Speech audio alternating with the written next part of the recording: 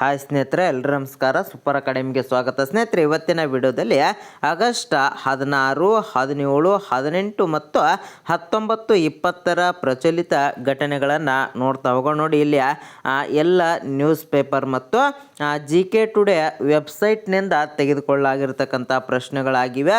ಅದರ ಜೊತೆಯಲ್ಲಿ ವಿವರಣೆ, ಪರೀಕ್ಷೆಗೆ ಎಷ್ಟು ಬೇಕೋ ಅಷ್ಟು ವಿವರಣೆಗಳನ್ನು ಕೂಡ ಇರ್ತಕ್ಕಂಥದ್ದು. ಆದ್ದರಿಂದ ವಿಡಿಯೋನ ಕೊನೆಯ ತನಕ ನೋಡಿ. ಹಾಗೆ ನಮ್ಮ ವಾಟ್ಸಪ್ ಮತ್ತು ಟೆಲಿಗ್ರಾಮ್ ಗ್ರೂಪಿಗೆ ಜಾಯ್ನ್ ಆಗಿಲ್ಲ ಅಂದರೆ ಜಾಯ್ನ್ ಆಗಿ ಸ್ನೇಹಿತರೆ. ಅಲ್ಲಿ ಫ್ರೀಯಾಗಿ PDF ಸಿಗ್ತಕ್ಕಂಥದ್ದು. ಇವತ್ತಿನ ಮೊದಲನೆಯ ಪ್ರಶ್ನೆ, ದೇಶದ ಮೊದಲ ಕಾರ್ಪೊರೇಟ್ ಬ್ರ್ಯಾಂಡೆಡ್ ಪ್ರಯಾಣಿಕರ ರೈಲು ಯಾವುದು? ನೋಡಿ, ಇವಾಗ ಬಹಳ ಸುದ್ದಿಯಲ್ಲಿರ್ತಕ್ಕಂಥದ್ದು ಇಲ್ಲಿ ತೇಜಸ್ ಎಕ್ಸ್ಪ್ರೆಸ್ ಅಂತಕ್ಕಂಥದ್ದು. ಇದು ದೇಶದ ಮೊದಲ ಕಾರ್ಪೊರೇಟ್ ಒಂದು ಬ್ರ್ಯಾಂಡೆಡ್ ಪ್ರಯಾಣಿಕರ ಒಂದು ರೈಲ್ ಆಗಿರ್ತದೆ. ನೋಡಿ, ಆಪ್ಷನ್ ಸಿ ಸರಿಯಾಗಿರ್ತಕ್ಕಂಥದ್ದು.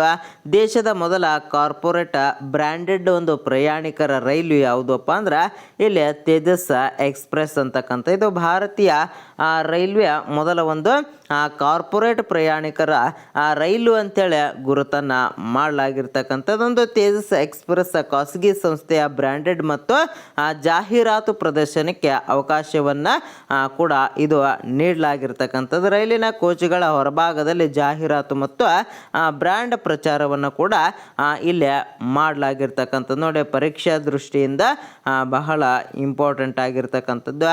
ಇನ್ನು ಇತ್ತೀಚೆಗೆ ಸಂರಕ್ಷಿತ ಸ್ಮಾರಕಗಳ ಪಟ್ಟಿಯಿಂದ ತೆಗೆದು ಹಾಕಲಾದ ತೇಲಿಯಾ ನಾಲಾ ಬೌದ್ಧ ಅವಶೇಷಗಳು ಯಾವ ರಾಜ್ಯದಲ್ಲಿವೆ? ನೋಡಿ, ಇವು ಉತ್ತರ ಪ್ರದೇಶ ರಾಜ್ಯದಲ್ಲಿ ಕಂಡು ಬರ್ತಕ್ಕಂಥದ್ದು. ಆಪ್ಷನ್ ಸಿ ಸರಿಯಾಗಿರ್ತಕ್ಕಂಥದ್ದು. ನೋಡಿ, ಈ ತೇಲಿಯಾ ನಾಲಾ ಅಂತಕ್ಕಂಥ ಬೌದ್ಧ ಅವಶೇಷಗಳು ಉತ್ತರ ಪ್ರದೇಶದ ಒಂದು ರಾಜ್ಯದಲ್ಲಿ ಕಂಡು ಬರ್ತಕ್ಕಂಥ ಈ ವಾರಣಾಸಿಯ ಜಿಲ್ಲೆಯಲ್ಲಿ ಇರ್ತಕ್ಕಂಥದ್ದು. ನೋಡಿ, ಇವಾಗ ಬಹಳ ಸುದ್ದಿಯಲ್ಲಿ ಇರ್ತಕ್ಕಂಥದ್ದು ಭಾರತ ಪುರಾತತ್ವ ಇಲಾಖೆ ಅಂತಕ್ಕಂಥದ್ದು ಇದನ್ನು ತೆಗೆದು ಹಾಕಲಾಗಿರ್ತಕ್ಕಂಥ ಈ ಸ್ಮಾರಕವನ್ನು ಪುರಾತತ್ವ ಇಲಾಖೆ ಪತ್ತೆ ಹಚ್ಚಲಾಗದ ಕಾಣೆಯಾಗಿರುವ ಸ್ಮಾರಕಗಳ ಪಟ್ಟಿಗೆ ಇದನ್ನು ಸೇರ್ಪಡೆಯನ್ನು ಮೊದಲ ಬಾರಿಗೆ ಮಾಡಲಾಗಿತ್ತು. ಇವಾಗ ಅದನ್ನು ತೆಗೆದುಹಾಕಲಾಗಿರ್ತಕ್ಕಂಥ. ನೋಡಿ, 2024ರಲ್ಲಿ ಭಾರತೀಯ ಪುರಾತತ್ವ ಸಂರಕ್ಷಣಾ ಇಲಾಖೆ ಕೆಲವು ಕೇಂದ್ರ ಸಂರಕ್ಷಿತ ಸ್ಮಾರಕಗಳ ಪಟ್ಟಿಯಿಂದ ತೆಗೆದುಹಾಕುವ ಪ್ರಕ್ರಿಯೆಯನ್ನು ಕೈಗೊಂಡಿತ್ತು.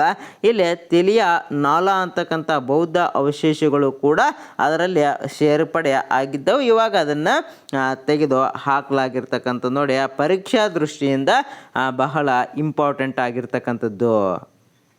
ನೆಕ್ಸ್ಟು, ಆಗಸ್ಟ್ 2026ರಲ್ಲಿ ಘೋಷಿಸಲಾದ ರಾಷ್ಟ್ರೀಯ ಕ್ರೀಡಾ ಪ್ರಶಸ್ತಿ ಆಯ್ಕೆಯ ಒಂದು ಮುಖ್ಯಸ್ಥರು ಯಾರಪ್ಪ ಅಂದರೆ ಇಲ್ಲಿ ನ್ಯಾಯಮೂರ್ತಿ ಅರುಣ್ ಕುಮಾರ್ ಮಿಶ್ರಾ ಅಂತಕ್ಕಂಥವ್ರು ಆಯ್ಕೆಯನ್ನು ಆಗಿರ್ತಾರೆ. 2026 ರಾಷ್ಟ್ರೀಯ ಕ್ರೀಡಾ ಪ್ರಶಸ್ತಿ ಆಯ್ಕೆಯ ಒಂದು ಸಮಿತಿಯ ಮುಖ್ಯಸ್ಥರು ನಿವೃತ್ತ ಸುಪ್ರೀಂ ಕೋರ್ಟಿನ ಅರುಣ್ ಕುಮಾರ್ ಮಿಶ್ರಾ ಅಂತಕ್ಕಂಥವ್ರು ಆಯ್ಕೆ ಆಗಿರ್ತಾರೆ. ಈ ಸಮಿತಿ 2025ರ ರಾಷ್ಟ್ರೀಯ ಪ್ರಶಸ್ತಿಗಳ ಶಿಫಾರಸನ್ನು ಪರಿಶೀಲನೆಯನ್ನು ಮಾಡ್ತಕ್ಕಂಥದ್ದು. ಇನ್ನು ಆ ಸಮಿತಿಯ ಅರ್ಜುನ್ ಪ್ರಶಸ್ತಿ ಸೇರಿದಂತೆ ವಿವಿಧ ರಾಷ್ಟ್ರೀಯ ಕ್ರೀಡಾ ಪ್ರಶಸ್ತಿಗಳಿಗೆ ಕ್ರೀಡಾಪಟುಗಳ ಶಿಫಾರಸನ್ನು ಹೆಸರನ್ನು ಶಿಫಾರಸು ಮಾಡ್ತಕ್ಕಂಥದ್ದು. ಇಲ್ಲಿ 2026 ಆಗಸ್ಟ್ 18ರಂದು ಕ್ರೀಡಾ ಸಚಿವಾಲಯ ಪ್ರಶಸ್ತಿಗಳ ಅಂತಿಮ ಪಟ್ಟಿಯನ್ನು ಪ್ರಕಟಣೆಯನ್ನು ಮಾಡ್ತಕ್ಕಂಥ. ಇಲ್ಲಿ ಅತ್ಯಂತ ಪ್ರಮುಖವಾಗಿ 2025ರ ಕ್ರೀಡಾ ಪ್ರಶಸ್ತಿಗೆ ಮೇಜರ್ ಧ್ಯಾನಚಂದ್ ಖೇಲರತ್ನ ಪ್ರಶಸ್ತಿಗೆ ಇಲ್ಲಿ ಯಾರನ್ನು ಕೂಡ ಆಯ್ಕೆ ಮಾಡಿರುವುದಿಲ್ಲ. ಇದು ಬಹಳ ಇಂಪಾರ್ಟೆಂಟ್ ಆಗಿರ್ತಕ್ಕಂಥ. ನೋಡಿ, 2025ರಲ್ಲಿ ಈ ಪ್ರಶಸ್ತಿಗೆ ಯಾರನ್ನು ಕೂಡ ಆಯ್ಕೆ ಮಾಡಿರುವುದಿಲ್ಲ. ನೆಕ್ಸ್ಟ್, ಬನ್ನಿ ಹುಲ್ಲುಗಾವಲು ಪ್ರದೇಶ ಯಾವ ರಾಜ್ಯದಲ್ಲಿ ಒಂದು ಕಂಡು ಬರುತ್ತದೆ? ನೋಡಿ, ಬನ್ನಿ ಅಂತಕ್ಕಂಥ ಹುಲ್ಲುಗಾವಲು ಪ್ರದೇಶ ಅಂತಕ್ಕಂಥದ್ದು ಇದು ಎಲ್ಲಿ ಕಂಡು ಬರ್ತದಪ್ಪ ಅಂದ್ರೆ ಗುಜರಾತಿನಲ್ಲಿ ಕಂಡು ಬರ್ತಕ್ಕಂಥದ್ದು. ಈ ಬನ್ನಿ ಹುಲ್ಲುಗಾವಲು ಪ್ರದೇಶ ಅಂತಕ್ಕಂಥದ್ದು ಗುಜರಾತ್ನಲ್ಲಿ ಕಂಡು ಬರ್ತದೆ. ಇದು ಮುಖ್ಯವಾಗಿ ಕಚ್ ಜಿಲ್ಲೆಯ ಕಚ್ಚನ್ ಮಹಾ ರಣ್ ಪ್ರದೇಶದ ಒಂದು ಸಮೀಪದಲ್ಲಿ ಕಂಡು ಬರ್ತಕ್ಕಂಥದ್ದು. ಬನ್ನಿ ಹುಲ್ಲುಗಾವಲು ಪ್ರದೇಶ ಭಾರತದ ಪ್ರಮುಖ ನೈಸರ್ಗಿಕ ಹುಲ್ಲುಗಾವಲು ಪರಿಸರ ವ್ಯವಸ್ಥೆಗಳಲ್ಲಿ ಒಂದಾಗಿರ್ತದೆ. ಈ ಪ್ರದೇಶವು ಸುಮಾರು 2600 ಚದರ ಕಿಲೋಮೀಟರ್ಗಳಷ್ಟು ವಿಸ್ತೀರ್ಣವನ್ನು ಹೊಂದಿರತಕ್ಕಂಥದ್ದು.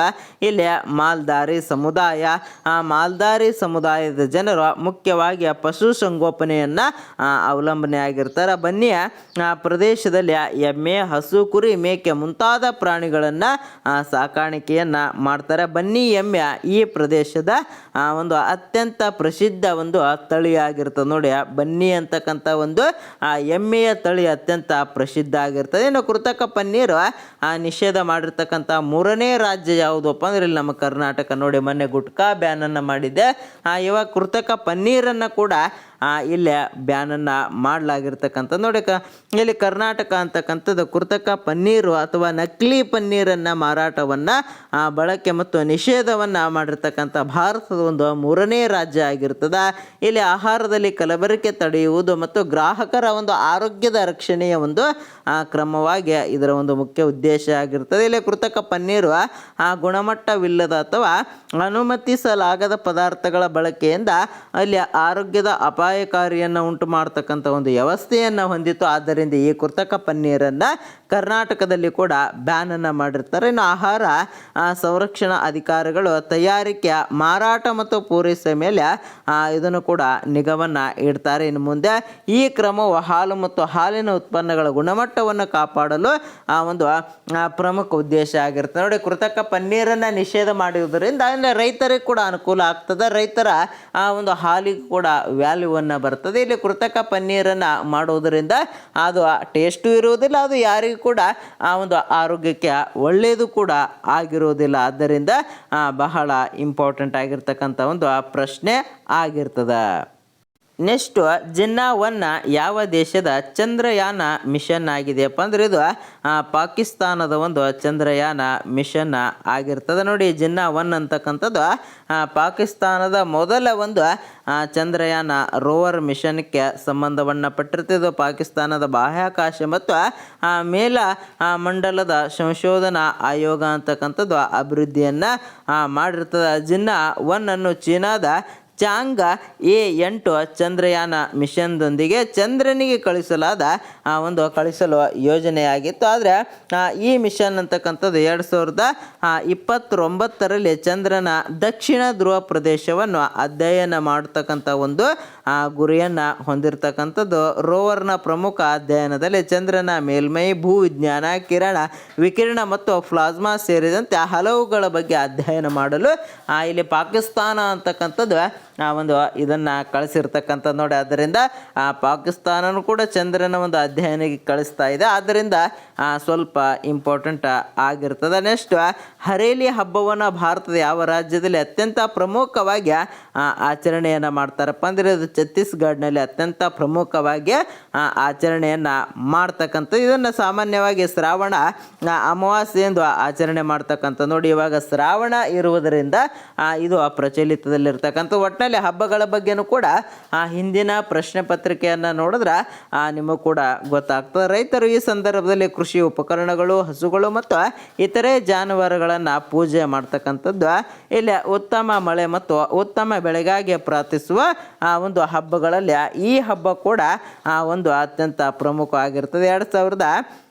2026ರಲ್ಲಿ ಛತ್ತೀಸ್ಗಢ ಹರೇಲಿ ಹಬ್ಬವನ್ನು ಆಗಸ್ಟ್ 12ರಂದು ಅತ್ಯಂತ ವಿಜೃಂಭಣೆಯಿಂದ ಆಚರಣೆಯನ್ನು ಮಾಡಿರ್ತದೆ. ನೋಡಿ, ಒಟ್ಟಿನಲ್ಲಿ ಈ ಹರೇಲಿ ಹಬ್ಬದ ಬಗ್ಗೆ ಪ್ರಶ್ನೆಗಳನ್ನು ಕೇಳ್ತಕ್ಕಂಥ ಚಾನ್ಸ್ ಜಾಸ್ತಿ ಇರ್ತಕ್ಕಂಥ. 2026-27ನೇ ಸಾಲಿನ ಡಿ ದೇವರಾಜು ಅರಸು ಪ್ರಶಸ್ತಿಗೆ ಯಾರನ್ನು ಆಯ್ಕೆ ಮಾಡಲಾಗಿದೆಯಪ್ಪ ಅಂದರೆ ಇಲ್ಲಿ ಪ್ರೊಫೆಸರ್ PV ನರಸಿಂಹ, ಇಲ್ಲಿ ನಂಜರಾಜ್ ಅರಸ್ ಅಂತಕ್ಕಂಥವ್ರು, ನರಸಿಂಹರಾಜ್ ಅಲ್ಲ, ನಂಜರಾಜ್ ಅರಸ್ ಅಂತಕ್ಕಂಥವ್ರನ್ನ ಆಯ್ಕೆಯನ್ನು ಮಾಡಿರ್ತಾರೆ. ಇಲ್ಲಿ 2026-27ನೇ ಸಾಲಿನ ಡಿ ದೇವರಾಜ್ ಪ್ರಶಸ್ತಿಯನ್ನು ನಂಜರಾಜ್ ಅರಸ್ ಅವರನ್ನು ಆಯ್ಕೆಯನ್ನು ಮಾಡಿರ್ತದೆ. ಅವರು ಖ್ಯಾತ ಇತಿಹಾಸ ತಜ್ಞ ಹಾಗೂ ಇಲ್ಲಿ ವಿಶ್ರಾಂತಿಯ ಪ್ರಾಧ್ಯಾಪಕರು ಕೂಡ ಆಗಿರ್ತಾರೆ. ಸಾಮಾಜಿಕ ನ್ಯಾಯದ ಪರವಾಗಿ ಅವರು ನಡೆಸಿದ ಹೋರಾಟ ಮತ್ತು ಡಿ ದೇವರಾಜ್ ಅರಸ್ ಅವರ ತತ್ವ ಸಿದ್ಧಾಂತಗಳನ್ನು ಅನುಷ್ಠಾನಕ್ಕೆ ನೀಡಿದ ಕೊಡುಗೆಗಳನ್ನು ಪರಿಗಣಿಸಿ ಇಲ್ಲಿ ಇವರನ್ನು ಆಯ್ಕೆಯನ್ನು ಮಾಡಿರ್ತಾರೆ. ಇಲ್ಲಿ ಸಮಿತಿಯ ಒಂದು ಅಧ್ಯಕ್ಷರಾಗಿ ಯಾರಾಗಿರ್ತಾರಪ್ಪ ಅಂದ್ರೆ ಡಾಕ್ಟರ್ CS ದ್ವಾರಕಾನಾಥ್ ಅಂತಕ್ಕಂಥವ್ರು ಆಗಿರ್ತಾರೆ. ಪ್ರಶಸ್ತಿಯ ಒಂದು 5 ಲಕ್ಷ ರೂಪಾಯಿಯ ಒಂದು ನಗದು ಹಾಗೂ ಪ್ರಶಸ್ತಿಯ ಫಲಕವನ್ನು ಒಳಗೊಂಡಿರ್ತದೆ. ಈ ಪ್ರಶಸ್ತಿಯನ್ನು 2026 ಆಗಸ್ಟ್ 20ರಂದು ಬೆಂಗಳೂರಿನ ವಿಧಾನಸೌಧದಲ್ಲಿ ನಡೀತಕ್ಕಂಥ ಡಿ ದೇವರಾಜ್ ಅರಸು ಅವರ ಇಲ್ಲಿ 111ನೇ ಜನ್ಮ ದಿನಾಚರಣೆಯ ಸಮಾರಂಭದಲ್ಲಿ ಇವರಿಗೆ ನೀಡಲಾಗಿರ್ತಕ್ಕಂಥ ನೋಡಿ ಡಿ ದೇವರಾಜ್ ಅರಸು ಬಗ್ಗೆ ಒಂದು ಪ್ರಶ್ನೆಗಳನ್ನು ಹಿಂದಿನ ಒಂದು ಪ್ರಶ್ನೆ ಪತ್ರಿಕೆಯಲ್ಲಿ ಬಹಳ ಪ್ರಶ್ನೆಗಳನ್ನು ಕೇಳಿರ್ತಕ್ಕಂಥದ್ದು. ಆದ್ದರಿಂದ ಸ್ವಲ್ಪ ಪ್ರಚಲಿತದಲ್ಲಿ ಇತ್ತುವಪ್ಪ ಅಂದ್ರೆ ಅದನ್ನು ನೀವು ನೋಡಬೇಕಾಗ್ತದೆ. ನೋಡಿ ಇಲ್ಲಿ ಪ್ರಜಾವಾಣಿ ಪೇಪರ್ ಅಂದ ತಕ್ಷಣ ಎಲ್ಲವನ್ನ ನೋಡ್ಬೇಕಂತಿಲ್ಲ, ಅಲ್ಲಿ ಯಾವುದು ಒಂದು ಎಕ್ಸಾಮಿಗೆ ಬಹಳ ಇಂಪಾರ್ಟೆಂಟ್ ಅದನ್ನು ನೋಡಬೇಕಾಗ್ತದೆ. ಸುಮ್ಮನೆ ಅಲ್ಲಿ ಒಂದು 4-5 ದಿನದಲ್ಲಿ ಒಂದು ಎರಡು ಪ್ರಶ್ನೆಗಳನ್ನು ಬರ್ತಾವೆ, ಅದನ್ನೇ ನೀವು ಒಂದೇ ದಿನದಲ್ಲಿ ಅದನ್ನೇ ನೀವು ಓದ್ತಾ ಹೋಗೋದು, ಅದನ್ನೇ ಯಾರೋ ವಿಡಿಯೋ ಮಾಡ್ತಾರೆ ಅಂತೇಳಿ 1 ಗಂಟೆ 2 ಗಂಟೆ ನೋಡೋದಲ್ಲ. ನಿಮಗೆ ಗೊತ್ತಾಗಬೇಕಪ್ಪ ಅಂದ್ರೆ ಹಳೆಯ ಪ್ರಶ್ನೆ ಪತ್ರಿಕೆಯನ್ನು ನೀವು ಎಷ್ಟು ರೆಫರ್ ಮಾಡ್ತೀರಿ ಅಷ್ಟು ನಿಮಗೆ ಯಾವ ಪ್ರಶ್ನೆ ಬರ್ತದ, ಯಾರು ಹೆಂಗೆ ಹೇಳ್ತಾರ ಅಂತಕ್ಕಂಥದ್ದು ಗೊತ್ತಾಗ್ತದೆ. ಅಲ್ಲಿಯವರೆಗೆ ಸುಮ್ಮನೆ 1 ಗಂಟೆ 2 ಗಂಟೆ ನೀವು ಇದನ್ನೇ ಪ್ರಚಲಿತ ಘಟನೆಯನ್ನು ನೋಡ್ತಾ ಹೋದರೆ ನೀವು ಉಳಿದ ಸಬ್ಜೆಕ್ಟನ್ನು ಯಾವಾಗ ಓದ್ತೀರಾ ಅಂತಕ್ಕಂಥದ್ದನ್ನು ಸ್ವಲ್ಪ ವಿಚಾರ ಮಾಡಿರಿ. ಬಹಳ ಇಂಪಾರ್ಟೆಂಟ್ ಆಗಿರ್ತಕ್ಕಂಥ ಒಂದು ಪ್ರಶ್ನೆ ಪತ್ರಿಕೆಯನ್ನು ನೀವು ಬಿಡಿಸ್ತಾ ಹೋದಾಗ ಮುಂದೆ ಯಾವ ರೀತಿ ಪ್ರಶ್ನೆಗಳು ಬರ್ತಾವೆ, ಪ್ರಚಲಿತ ಒಂದೇ ಅಲ್ಲ ಎಲ್ಲ ಪ್ರಶ್ನೆ ಪತ್ರಿಕೆಯನ್ನು ಅನಾಲಿಸಿಸ್ ಮಾಡಿ ನಿಮಗೆ ಸಂವಿಧಾನದ ಮೇಲೆ ಯಾವ ರೀತಿ ಪ್ರಶ್ನೆಗಳನ್ನು ಬರ್ತಾವೆ ಎಲ್ಲವೂ ಕೂಡ ಗೊತ್ತಾಗ್ತಕ್ಕಂಥದ್ದು. ಇನ್ನು ಕೊನೆಯದಾಗಿ ಈ ಪ್ರಶ್ನೆಗೆ ಸರಿಯಾಗಿರ್ತಕ್ಕಂಥ ಉತ್ತರವನ್ನು ಕಮೆಂಟ್ ಮಾಡಿ. ವಿಶ್ವ ಮಾನವೀಯ ದಿನವನ್ನು ಯಾವಾಗ ಆಚರಣೆಯನ್ನು ಮಾಡ್ತಾರೆ ಅಂತಕ್ಕಂಥದ್ದನ್ನು ಕಮೆಂಟ್ ಮಾಡ್ತೀರಾ ಅಂತ ತಿಳ್ಕೊಂಡು ಈ ವಿಡಿಯೋನ ಇಲ್ಲಿಗೆ ಮುಗಿಸ್ತಾ ಇದ್ದೇನೆ ಸ್ನೇಹಿತರೆ. ಮುಂದಿನ ವಿಡಿಯೋದಲ್ಲಿ ಭೇಟಿಯಾಗೋಣ. ಜೈ ಹಿಂದ್, ಜೈ ಕರ್ನಾಟಕ.